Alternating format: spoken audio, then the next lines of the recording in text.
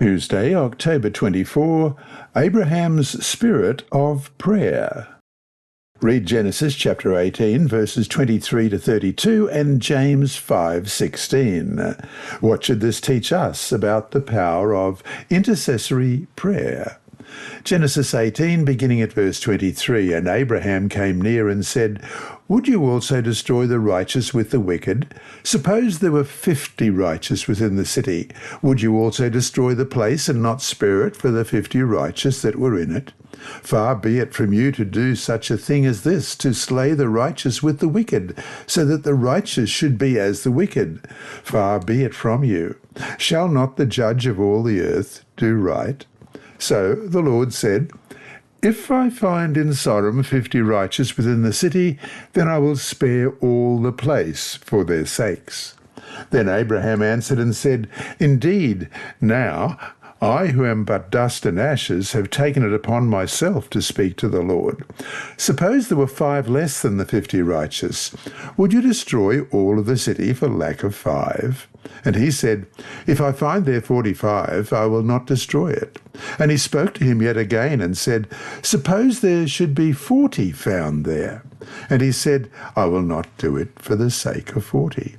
And he said, Let not the Lord be angry, and I will speak. Suppose 30 should be found there. So he said, I will not do it if I find 30 there.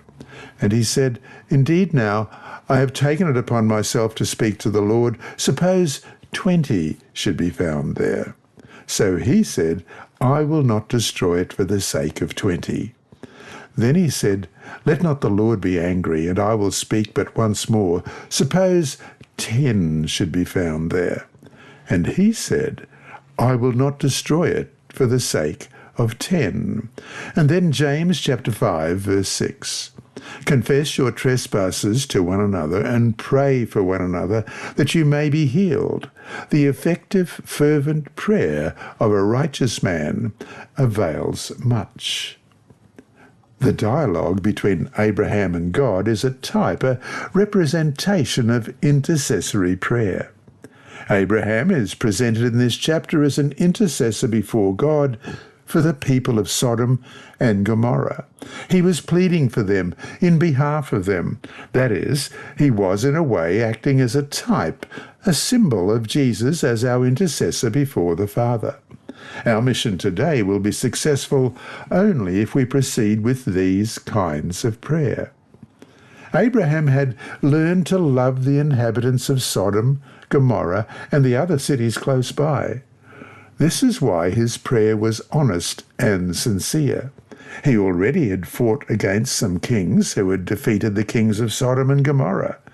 After Abraham's victory, Bera, the king of Sodom, came to meet Abraham with Melchizedek. Bera asked to have his people return to their homes. Genesis 14:21 reads, Give me the persons, but take the goods for yourself. This is an indication of the love of this king for his people. Since one of the great characteristics of Abraham was love, he loved the kings of Sodom and Gomorrah, and he prayed for them and their people. Love for perishing souls inspired Abraham's prayer, Ellen White writes in Patriarchs and Prophets, page 140. Abraham exercised humility and perseverance in his prayers. As soon as God accepted the first request to save the city as long as 50 righteous people were living there, he continued his intercession. Our mission cannot be successful without prayer, intercessory prayer. After meeting someone, after giving a sermon or a Bible study, we must pray for the people we have been in contact with. God is heedful of these prayers in touching the hearts of the people we have contacted. It is not our words or eloquence that will convert our friends or acquaintances. It is the Holy Spirit. This is why, in any mission in which we are engaged, we must pray for each person individually. So to finish today, read Romans 8:34 and Hebrews 7:25. What do they tell us about what Jesus does for us? And how might this truth help us understand better our own role as intercessors for others? First of all, Romans 8, verse 34. Who is he who condemns?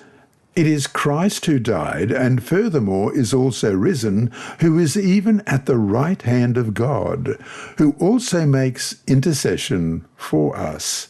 And Hebrews 7:25, therefore he is also able to save to the uttermost those who come to God through him, since he always lives to make intercession for them. You have been listening to a reading of the Adult Sabbath School lessons by Dr. Percy Harold, and the inside story by his niece Sibylla. Apart from being provided free to those who are visually impaired, these audio lessons are available on the official General Conference Sabbath School and Personal Ministry app, on SoundCloud, Apple iTunes, and also on YouTube. Search for Percy Harold Sabbath to find all of these. And remembering all the time that God is always faithful.